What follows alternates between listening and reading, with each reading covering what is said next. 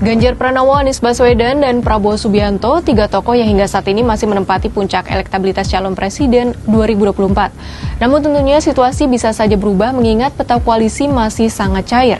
Masih terlalu dini juga untuk memastikan jumlah pasangan calon yang maju dalam pemilu mendatang. Bisa saja tiga nama capres ini yang maju, atau bisa menjadi 4 capres, atau bahkan hanya 2 capres sama seperti Pilpres 2019 lalu. Jika ketiganya disimulasikan maju sebagai calon presiden, siapa capres yang unggul?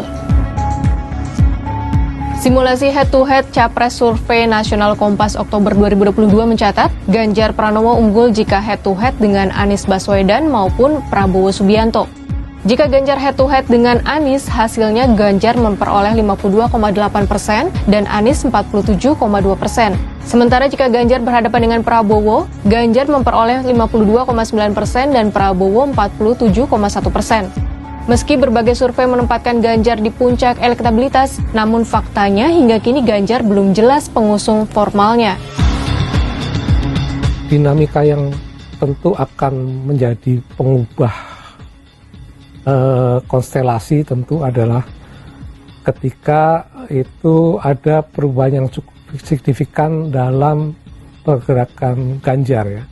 Apakah Ganjar dalam waktu dekat ini akan didukung oleh partai PDIP dan segera dideklarasikan ataukah tidak? Ketika ini tidak, tentu bisa saja terjadi perubahan dinamika yang mungkin bukan pada Ganjar, tetapi pada lawan-lawannya, misalnya pada Anies dan pada Pak Prabowo ya.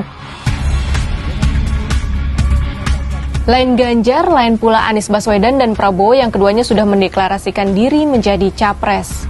Jika Prabowo head-to-head dengan Anies, hasilnya adalah 52,1% versus 47,9%. Selisihnya 4,2%. Selisih ini terbilang kian tipis jika dibandingkan dengan selisih elektabilitas head-to-head di Januari 2022 yang mencapai 22,2% dan Juni 2022 sebesar 13,6%. Ini menjadi pertanda gerilya Anies membuahkan hasil.